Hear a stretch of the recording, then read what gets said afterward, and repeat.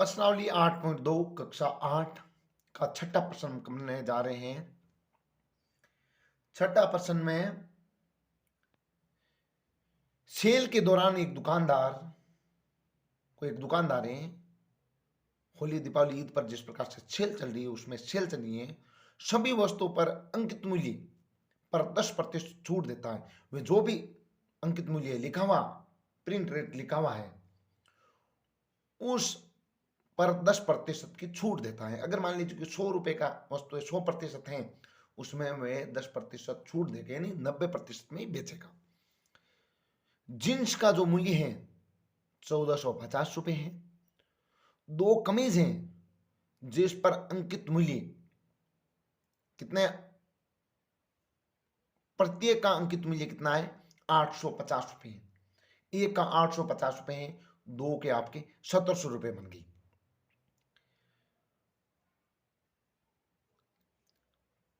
खरीदने के लिए किसी ग्राहक को कितना रुपए भुगतान करना पड़ेगा? अगर उस वस्तु को, अगर मान लीजिए कि ये एक जींस और दो कमीज को कितने रुपए में ग्राहक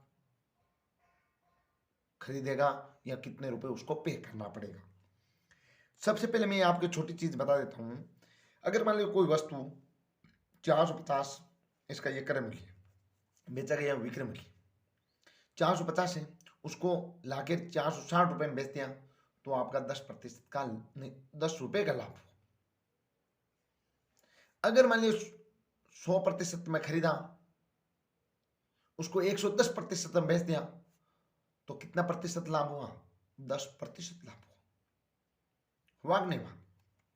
अब देखो, सबसे पहले क्या बोलेंगे, जिन्स का अंकित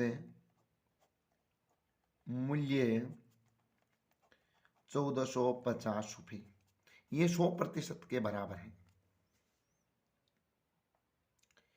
अब हमें क्या याद करना है, विक्रय मूल्य कितने में बेचेगा। छूट कितने प्रतिशत दे रहे हैं? 10% दे रहे हैं, यानी कि ये 100% अब कितना बन जाएगा? 90%। 90 बटा 100, 1450, जीरो, और जीरो से जीरो कैंसिल हो गया। अब 1450 को 9 से गुणा करना है। 1405, 14 नहीं, 145 को किससे गुणा करना है आपको? 9 से करना है। 5 4 40, 4 और कितना, 1305 रुपये उसका क्या हो गया? विक्रय मूल्य। उसको 10% छूट देगी, उसको कितने में बेचना होगा? 1305 रुपये में। जो प्रिंट रेट तो आपकी कितनी थी?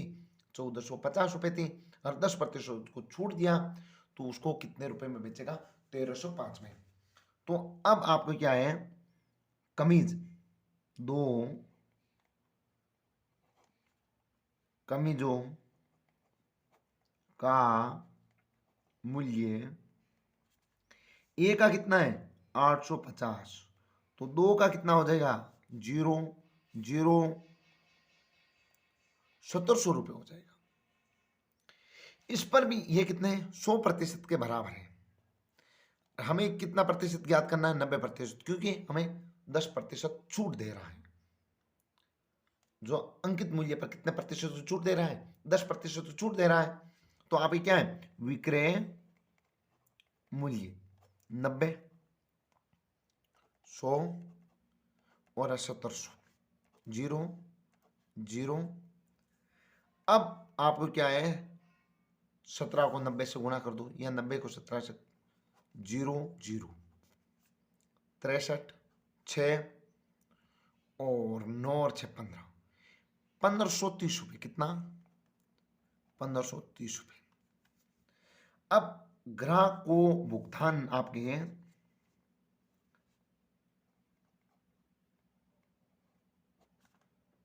को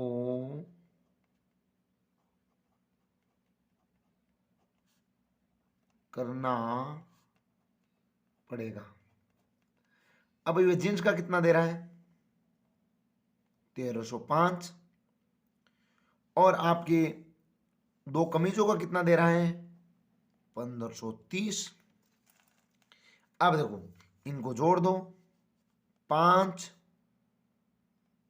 3 8 2, यानी कि 2835 रुपये उस चीज का भुगतान करना पड़ेगा। ऐसे प्रश्न आपके वैवाहिक जीवन में भी आ सकते हैं। कोई मान लीजिए आप मार्केट में जा रहे हो, मार्केट में कोई उस पर प्राइस रेट लिखी हुई है, उस ग्राहक ने बोल दिया कि हम 15% आपको छूट दे देंगे, बट्टा दे देंगे, और आपका कितना होगा, तो आप ऐसे कैलकुलेशन कर सकते हो। बाकी आपके ऐसे प्रश्न बोर्ड में पूछे जाते हैं।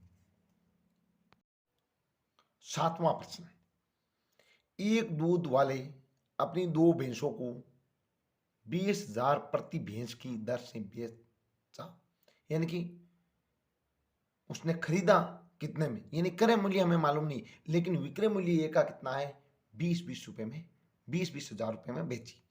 एक भैंस पर तो कितना है, 5% लाभ हुआ है, तो दूसरी भैंस पर उस पर वो 10% हानि हुई है। सौदे में कुल लाभ या हानि ज्ञात करना है। अब देखो सबसे बड़ी क्या है, कभी भी ये होता है विक्रय मूल्य बेचा जाता है, जो होता है क्रय मूल्य। अगर मान लिया उसको 5% लाभ हुआ, 105% में हो गया इसका, तो क्रय मूल्य कितना हुआ, 100 रुपये हुआ कि नहीं हुआ। अब दूसरी है भैंस आपकी, विक्रय मूल्य यानी कि उसको 100 रुपये में अगर खरीदा है तो उसका हो गया 90, यानी इसका मूल्य कितना हो गया, 100 क्रय मूल्य। जो क्रय मूल्य होता है मेन 100 होता है। अब इसमें 5% लाभ हो गया, इसमें 10% हानि हो गई, यानी कि हमें क्या करना है, क्रय मूल्य से विक्रय मूल्य से हमें क्रय मूल्य ज्ञात करना है। अभी तक जो भी प्रश्न हम कर रहे थे क्रय मूल्य से विक्रय मूल्य ज्ञात कर रहे थे। तो देखो भाई, हमें देखो ऐसे कहेंगे, माना कि भैंस का क्रय मूल्य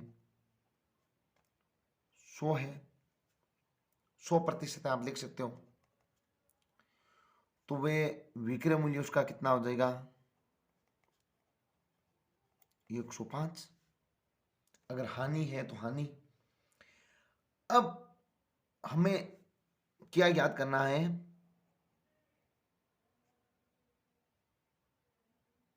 क्रय मूल्य ज्ञात करना है। क्रय मूल्य ये जो आपके 105 है, ये कितना है, 20,000 के बराबर है या नहीं। 105 यानी भैंस को कितने में बेचा, विक्रय मूल्य 20,000 में, तो एक 5% लाभ हुआ, 105% वे 20,000 के।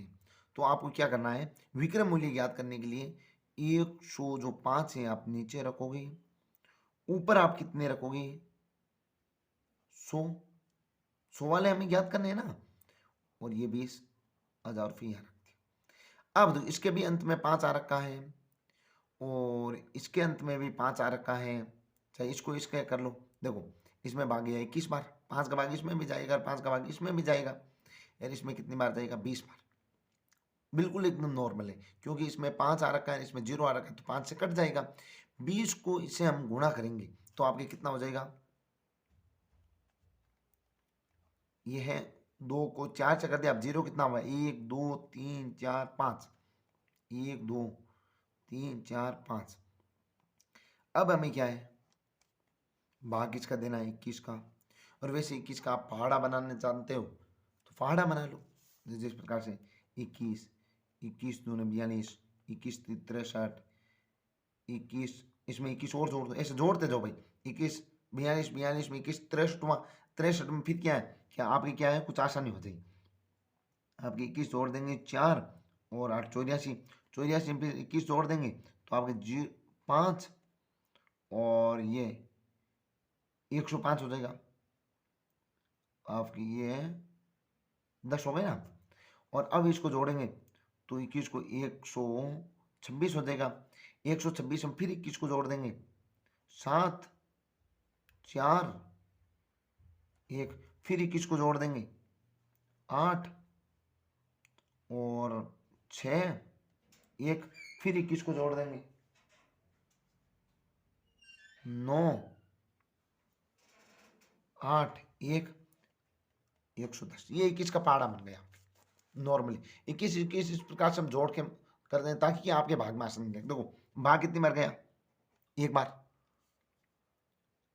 21 21 दूनी 42 ज्यादा हो जाएगा। अब घटाएंगे हम कितना 19, लगाएंगे 0। अब भाग कितनी बार जाएगा 199, 9 बार गया। अब उतारा कितना 1, आगे वाला उतारा 0, तो भैया इस 0 तक पहुंचे, ये 0 हमने उतारे तो भी भाग नहीं, ये और 0 उतारेंगे, भाग टूट गया। ये जो दो संख्या कभी भी उतरे तो भाग टूट जाता है, 0 लगा देते हैं। अरे अब कितनी बार जाएगा भाई, आपके 100 है तो आपकी ये 84 कितनी बार जाएगा 1 2 3 4, 4 बार गया। अब कितना बचा 16, ये वाह भाई 10 10 में 4 गए 6 और 9 में 1 16 और ये 0। अब लगाओ 0। अब कितनी बार भाग जाएगा आपके 7 बार, कितना 147। अब कितना बचा 3 1 13 बचा या नहीं बचा। अब लगाएंगे 0, लगाएंगे पॉइंट, कोई संख्या है नहीं आगे। अब आगे कितनी बार जाएगा 126, 126 हुआ नहीं, ये रब काम है पूरा पूरा आपका। 126 कितनी बार हुआ अभी 1 2 3 4 5 6 बार 6। अब और भी आगे देते हैं, कितना बचा आपकी 4, लगाएंगे 0, भाग 4 बचेगा ना, नहीं नहीं इसमें आपके 10, हाँ 4 बचेगा 0। अब भाग कितनी बार गया भाई, एक बार 21, फिर आपके भाग कितनी बार, इसमें कितना बचेगा 19। अब 19 लगाया 0। अब भाग कितनी बार गया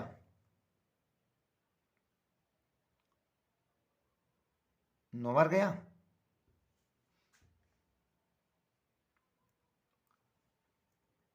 नौ, अब देखो ये इतना 9 बार गया भाई, ठीक है ना। देखो थोड़ा भाग बड़ा है, आपको कैलकुलेशन तो करनी पड़ेगी। देखो सन्निकटन मान जिस प्रकार से, अगर ये संख्या 3 के बाद तीसरी संख्या आपके 5 से बड़ी है तो इसको 1 बढ़ा दो।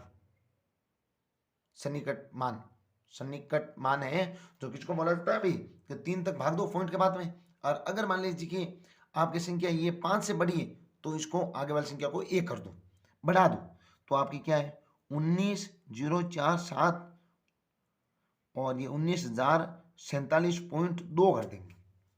यहाँ लिख दिया 19,047.62 रुपये। ये आपकी क्या है क्रय मूल्य। इसको एक भैंस को तो इतने में खरीदी। अब दूसरी भैंस का मूल्य आपके, तो आपकी क्या है कि भाई विक्रय मूल्य, ये आपकी क्या है तो विक्रय मूल्य यानी कि 10% हानि के साथ में, तो 90% है आपके, वे 20,000 में है या नहीं। और क्रय मूल्य 100 है, प्रतिशत वे हमें ज्ञात करना है। क्रय मूल्य का मैंने बताया था, क्रय मूल्य का अगर क्रय मूल्य से विक्रय मूल्य ज्ञात करते हैं तो आपके जो प्रतिशत कम या ज्यादा है ऊपर लिखा जाता है, अन्यथा नीचे लिखा जाता है। ऊपर 100, 90 इंटू 20,000, 0 से 0। अब 9 का भाग किस में देंगे 2,000 में। देखो मैं याद देता हूं, चलो इसके बाद आप भाग भी कुछ सीखोगे। 18 2 बचा 2, 18 फिर 2, आगे वाला है या नहीं, ये गया आपकी 0, फिर ये 0 उतरा। अब कितना हुआ भाग 2 बार गया, फिर 0 लगाओ पॉइंट, अब देखो आपके क्या है, फिर आपके क्या है 18 2, फिर भी क्या है, अब 3 तक देख के देखो ऐसे 0 2 यानी 2 2। अगर इसका 5 के देखो पॉइंट के बाद 3 संख्या के बाद में तीसरा है जो 5 से बड़ा नहीं है तो वे सेम ही रहेगा, कुछ नहीं बदलेगा। पॉइंट 2 2, बात समझ में आई ना। ऐसा कभी भी बनता है ना कि भाई इसमें हमने भाग दिया 222.222 आ रहा है। अब मान लीजिए कि इसमें जो तीसरी संख्या आपके 2 से ज़्यादा होती तो उसमें एक बदल जाता, यानी कि आगे वाली संख्या बन जाती 2 का 3 बन जाता, लेकिन ये 2 का 2 रहेगा। अब इसको किसे गुणा करेंगे, 2 0 का आप आगे बढ़ा दोगे इसे, इसको क्या है 2 0 से, देखो ये पॉइंट इसका मान क्या आया 0.222 ऐसा आते ही रहता। अब हमें इतने तक ही लेकर आना है। अब देखो ये इसको मान कहाँ तक बढ़ा देंगे, इसको ये 2 पॉइंट के बाद में यहाँ लगा देंगे 100 से गुणा करेंगे तो पॉइंट इधर बढ़ता जाएगा आपके। अब ये आगे 2 वाला ऐसा लगा देंगे तो अभी क्या है 22,000.2222, ये इसका क्रय मूल्य आ गया। अब देखो इसने क्या है हानि या लाभ हुए वे देखते हैं अभी। अब आपका जो विक्रय मूल्य है दोनों बेचों का कितना है 40,000 जो बेचे, और जो क्रय मूल्य है मूल्य एक में आपकी कितना है 19,047.62, और दूसरा आपका कितना है 22,222.22। अब देखो पॉइंट वाली आप जोड़ी इसके बाद में आप सीख जाओगे। देखो ये वहाँ 19,047.62, ये आपके 2 2 2 2 और फिर 2 और फिर भी 2।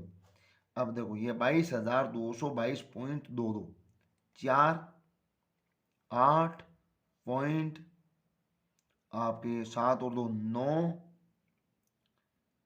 कितना हुआ 6, फिर आपके 2, फिर आपके 2 और 9 11 और 4 41,269.84। ये देखो 41,269.84। अब देखो विक्रय मूल्य आपके बेचा इसने कितने में 40,000 में, और दोनों भैंसों को खरीदा कितना 41,269.84 में। अब देखो हानि हुई कि लाभ, भाई इसने बेचा 40,000 में और खरीदा कितना 41,269.84 में, तो आपके सीधा दिखाई दे रहा है कि क्या हुई है आपके हानि हुई है। हानि कितनी हुई है 41,269.84 में कितना घटाएंगे 40,000। अब देखो ये 41,269.84 और इसमें क्या है 40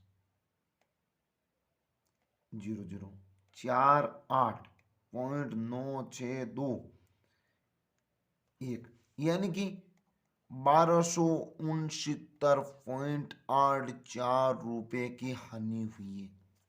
इस प्रकार से आपको इस प्रश्नों को करना है। इसकी थोड़ी कैलकुलेशन बड़ी है लेकिन इसे क्या आपको फायदा भी है। तो ये प्रश्न आपके क्लियर हो गया है। यानी कि कभी भी आप इस प्रश्न को देखना है कि अगर आपको विक्रय मूल्य दे दे और उसे क्रय मूल्य ज्ञात करना है तो आपकी क्या 100 ऊपर रखना है, हानि या लाभ हुई वे नीचे रखना है, और फिर क्या है जो आपके विक्रय मूल्य उसे गुणा करा देना है, ये आपका आ जाएगा। इसी प्रकार आपके ये सेम आगे वाली भैंस का हो गया, हुआ कि नहीं हुआ। इन जैसे प्रश्न पूछने की संभावना ज्यादा बनती है।